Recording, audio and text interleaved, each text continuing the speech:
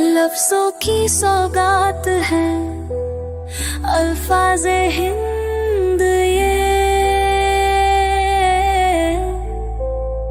الفاظ کی برسات ہے الفاظ ہند یہ، دل سے دل کی بات ہے الفاظ۔ معزز ناظرین و معزز سامعین، آداب و سلام۔ ڈاکٹر محمد اظہر حیات آپ سے مخاطب ہے۔ تحقیقی و تنقیدی مقالات و مضامین کا مجموعہ ایک نئی بات نکل آئی ہے، قسط وار آپ سماعت فرما رہے ہیں۔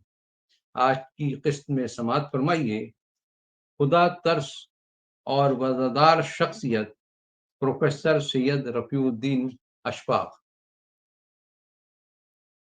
یادش بخیر 1980 کی بات ہے، ملازمت کے سلسلے میں مجھے سعودی عرب جانا پڑا۔ روانگی سے قبل اپنے استاد گرامی قدر ڈاکٹر سید رفیع الدین صاحب سے نیاز حاصل کرنے ان کے دولت قدے پر گیا۔ انہوں نے دعاؤں سے نوازا اور فرمایا اگر مدینہ منورہ میں در مصطفیٰ پر حاضری کی سعادت مل جائے تو مجھ ناچیز کا سلام عرض کرنا۔ ایک برس بعد تعطیل پر وطن واپسی سے قبل عمرے کی سعادت نصیب ہوئی۔ استاد محترم کا سلام نام لے کر عرض کیا۔ وطن واپسی پر انہیں اس کی اطلاع ان کے گھر جا کر دی۔ حضرت نے خوشی کا اظہار فرمایا اور میری ضیافت فرمائی۔ اس کے بعد میں گھر لوٹ آیا۔ دوسرے دن صبح سویرے حضرت غریب خانے پر تشریف لائے۔ میں حیرت میں پڑ گیا اور پوچھ بیٹھا صبح صبح حضرت کیوں کر زحمت فرمائی؟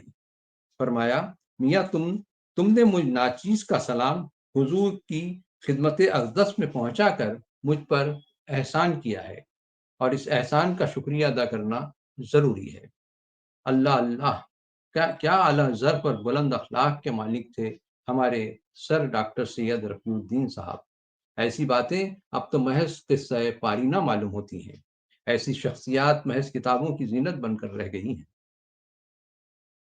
جی چاہتے کہ یہ واقعہ بھی سناتا چلوں کہ 1988 کی بات ہے کہ گورنمنٹ مورس کالج میں عربی لیکچرر کی پوسٹ کا اشتہار اخبار میں آیا۔ میں نے بھی درخواست دی، انٹرویو کال ملا۔ انٹرویو کے مقررہ دن سے قبل ناچیز استاد محترم کے دولت قدے پر پہنچا۔ انٹرویو میں کامیابی کے لیے دعا کی درخواست کی۔ حضرت نے اپنے مخصوص لہجے میں دعا بھی دی اور ہمت بھی بڑھائی اور اپنے بڑے صاحبزادے کو آواز دے کر عربی لیکچررشپ کے لیے درخواست دی ہے، اب تم اس انٹرویو میں شرکت نہیں کرو گے۔ اور ایسا ہی ہوا، صاحبزادے انٹرویو میں شریک نہیں ہوئے اور میرا تقرر ہو گیا۔ آج جب یہ واقعہ یاد آتا ہے تو دل لرز جاتا ہے، آنکھیں بھر آتی ہیں کہ ایثار و قربانی اور اپنے شاگردوں کو نوازنے کا جذبہ بس مرحوم استاد پر ختم ہے۔ اللہ تعالیٰ استاد گرامی قدر سید رفیع الدین صاحب کو کروٹ کروٹ جنت نصیب کرے۔ رفیع الدین صاحب نے 1972 سے 1977 تک گورنمنٹ مورس کالج میں ہمیں بی اے اور ایم اے میں عربی ادب پڑھایا، لیکن ان کی شخصیت کا روب ایسا تھا کہ ان کے آگے بلند آواز میں بات کرنے کی ہمت نہ تھی۔ جب 27 نومبر 2017 کو دن میں 1 بجے ڈاکٹر سید رفیع الدین صاحب کی رحلت کی اطلاع ملی تو ذہن کے قرطاس پر انگنت واقعات و نقوش ابھر آئے۔ سر پر ترکی ٹوپی اور شیروانی زیب تن کرنے والے رفیع الدین صاحب شہر میں واحد شخص تھے۔ وہ خدا ترس اور وزادار شخصیت کے مالک تھے۔ ان کی پوری زندگی پر علی گڑھ کی چھاپ نظر آتی ہے۔ وہ اردو تہذیب و تمدن کی جیتی جاگتی تصویر تھے۔ وہ بلا کے معاملہ فہم تھے مگر اصولوں سے سمجھوتا کرنا نہیں جانتے تھے۔ انہیں اپنی ذمہ داری اور اپنے منصب کا پورا خیال رہتا تھا۔ وہ اپنے شاگردوں کی تربیت کا پورا خیال رکھتے تھے۔ سنا ہے کہ ایک مرتبہ کالج میں شعری نشست تھی۔ اس موقع پر ڈاکٹر سید رفیع الدین صاحب ڈاکٹر منشا الرحمان منشا اور ڈاکٹر سید عبدالرحیم صاحب جیسے اساتذہ موجود تھے۔ ایک طالب علم نے شعر پڑھا: پھول جوڑے میں لگاتے ہی نہیں، میری سوغات سے ڈرتے ہوں گے۔ سب نے داد دی، مگر رفیع الدین صاحب غصے سے لال ہو گئے اور یہ کہتے ہوئے ہال سے باہر آ گئے کہ اساتذہ کے سامنے بکواس اور واہیات کلام سنا رہے ہو، اب بتائیں کہاں نظر آتی ہے؟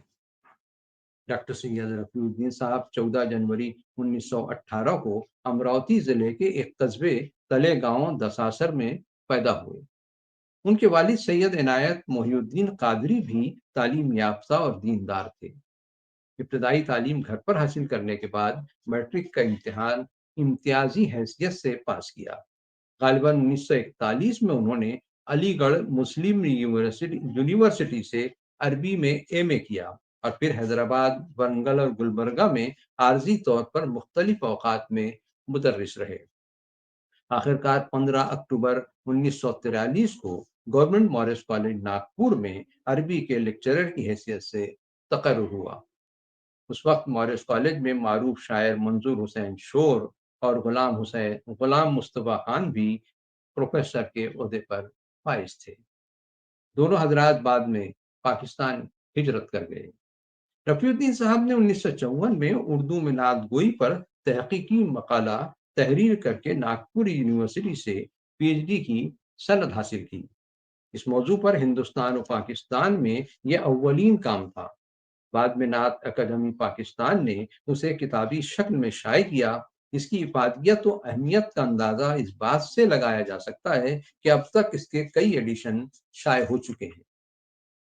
1954 میں رفیع الدین صاحب نے ایک طویل ڈرامہ کشمکش کے عنوان سے تحریر کیا جو 224 صفحات پر مشتمل ہے۔ اس طرح انہوں نے علاقہ ودربھ میں ڈرامہ نگاری کی بنیاد رکھی۔ عرصے تک اس صنف میں ان کا کوئی ثانی نہیں تھا۔ یہی وجہ تھی کہ برسوں یہ ڈرامہ ناگپور یونیورسٹی کے ایم اے اردو کے نصاب میں شامل رہا۔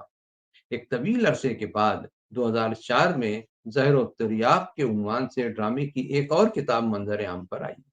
یہ ڈرامہ محض مسودے کی شکل میں گم ہو کر رہ جاتا اگر ان کے لائق فرزندان اسے شائع کر کے منظر عام پر نہ لاتے۔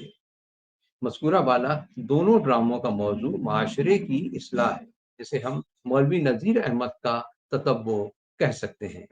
پروفیسر عبدالقادر سروری کشمکش کے دیباچے میں فرماتے ہیں، کوٹ: جن حقیقتوں کو حالی نے گا کر سنایا تھا انہیں نذیر احمد نے اپنے ناول کے ذریعے پیش کیا۔ حالی ہی کے زمانے میں شبلی اور شبلی سے زیادہ اکبر الہ آبادی نے اپنے اپنے انداز میں اس دبستان خیال کی ترجمانی کی۔ اسی طرز فکر نے اقبال کو جنم دیا۔ ڈرامہ کشمکش بھی اسی نوع کی ایک عمدہ کوشش ہے۔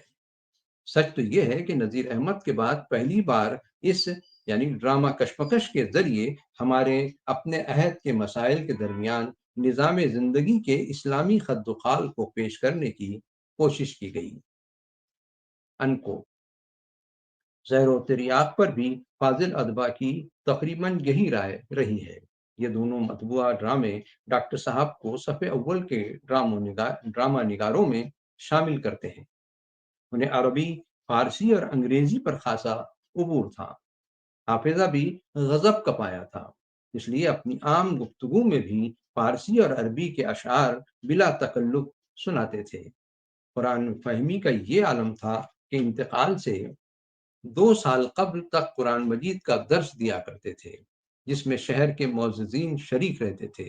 تقاریر و گفتگو میں گویا علم کا دریا بہتا تھا۔ ڈاکٹر صاحب کی اہلیہ حضرت مولانا محمد یعقوب مجددی صاحب کی دختر نیک اختر تھی، جو برصغیر میں پیر ننھے میاں بھوپالی کے نام سے معروف تھے، جن کا تعلق حضرت مجدد الفسانی کے خانوادے سے تھا۔ ڈاکٹر سید رفیع الدین صاحب کے 4 فرزند اور 3 صاحبزادیاں ہیں۔ بڑے صاحبزادے جنید قادری صاحب لندن میں مقیم ہیں۔ وہ پرائم منسٹر آف UK کے میڈیا ایڈوائزر کے عہدے سے سبکدوش ہوئے۔ دوسرے بیٹے اویس قادری صاحب ناگپور میں سیاسی سرگرمیوں میں بڑھ چڑھ کر حصہ لیتے ہیں۔ اور سماجی کاموں میں مصروف رہتے ہیں، جبکہ تیسرے صاحبزادے زہیر قادری بلڈر کے پروفیشن سے وابستہ ہیں، اور سب سے چھوٹے صاحبزادے حبیب حسن قادری مقامی کالج میں لیکچررشپ کے بعد امور خانہ میں مصروف رہتے ہیں۔ انہیں علمی و ادبی ذوق ودیت ہوا ہے۔ گویا تمام افراد خانہ خوش و خرم اور متمول ہیں، اور اپنے اپنے شعبے میں قدر کی نگاہ سے دیکھے جاتے ہیں۔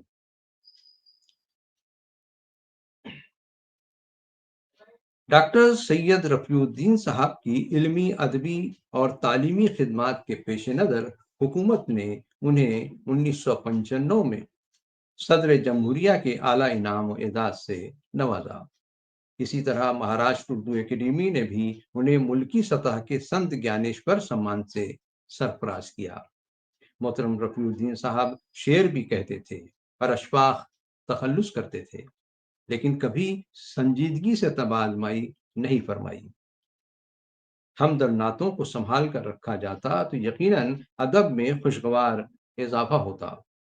اس تعلق سے مرحوم کے چھوٹے صاحبزادے حبیب حسن قادری سے دریافت کیا تو انہوں نے بتایا کہ ابا جان نے حمد، نعت اور غزلیں بھی کافی کہی ہیں، مگر سب منتشر حالت میں ہیں۔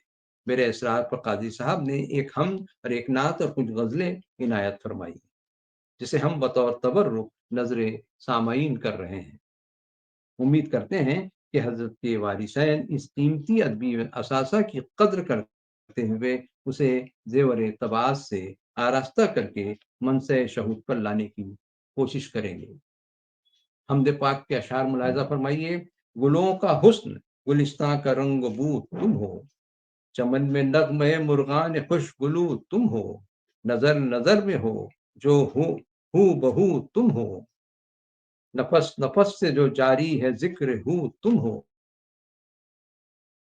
کلی کی زباں پر جو نام جاری ہے وہی تو جان گلستان آرزو تم ہو، یہ کس کی دید کو جاتے ہیں طور پر موسیٰ، جو ذرہ ذرہ میں موجود چار سو تم ہو، نہ تاب دید رہی باقی رہی نہ تاب سخن، میں کیوں نہ آپ سے جاؤں کہ رو برو تم ہو، میرے لہو کو تم آنکھوں کی راہ سے بہنے دو، ٹپک رہا ہے جو آنکھوں سے وہ لہو تم ہو، جمال یار سے روشن ہے باد یہ سینہ، کلیم ہوش میں آئیں کہ رو برو تم ہو۔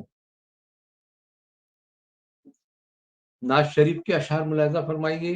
بسط بے قراری قرار آ رہا ہے، رسول خدا کا دیار آ رہا ہے، دل و جاں میں ایک اضطرار آ رہا ہے کہ جینے کا اعتبار آ رہا ہے، خدا میری پہنچی جو ان کی گلی تک، خیال ان کا بے اختیار آ رہا ہے، سلاموں کی نظریں درودوں کے ہدیے لیے لب پہ ہر جاں نثار آ رہا ہے، امیدوں کی دنیا ہے کوہ مدینہ کہ اس در پہ ہر دل پگار آ رہا ہے، لبوں پر درود اور دلوں میں ہے طوفاں، جسے دیکھیے اشک بار آ رہا ہے، صبا میرے مولا سے عرض کرنا کوئی ہند سے شرم سار آ رہا ہے۔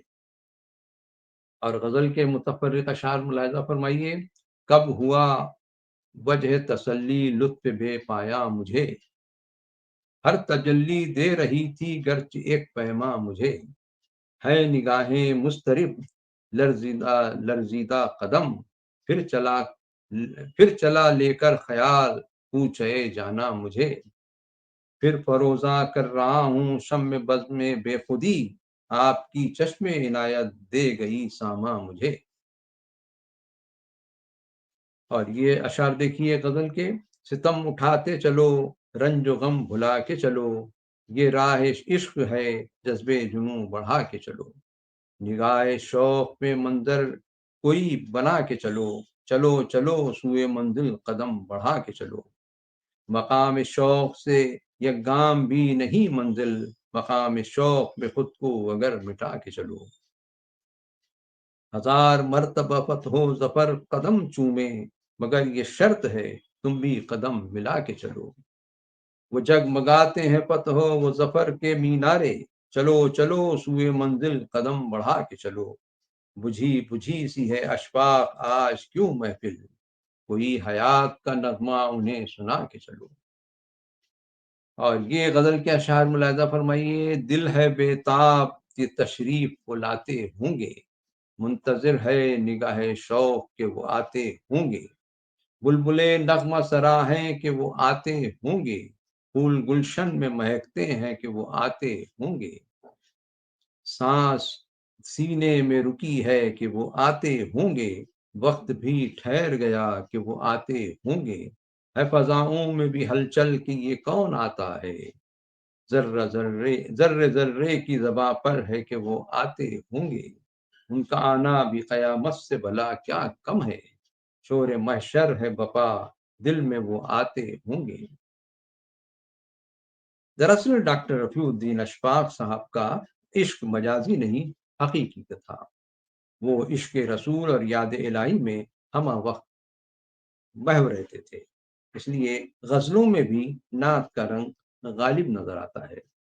ڈاکٹر صاحب نے 100 سال کی عمر طویل پائی، شگفتہ مزاجی، بزلہ سنجی اور حاضر دماغی کی وجہ سے آخر تک عوام و خاص میں مرکز نظر رہے، دور دراز سے لوگ ان سے ملاقات کے لیے آتے اور خوش خوش لوٹتے۔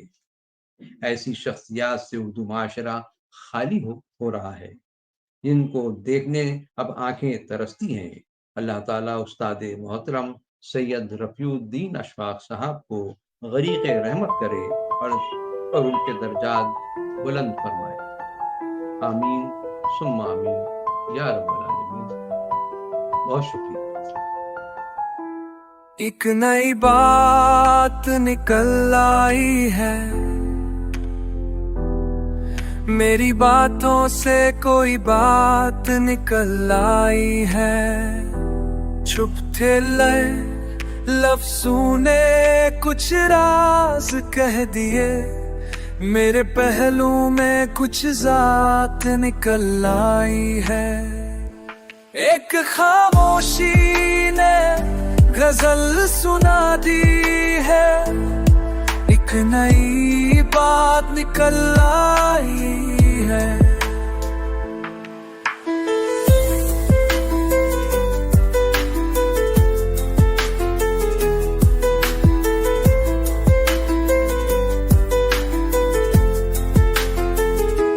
چلتے چلتے کہیں رک جانے کو جی ہوا، تیرے سائے میں گھر بنانے کو جی ہوا، بے وجہ سی ہنسی تیری دل کو بھا گئی، جیسے تنہائی سے ملاقات نکل آئی ہے، دھڑکنوں میں تیری سوگات سما دی ہے، ایک نئی بات نکل آئی ہے۔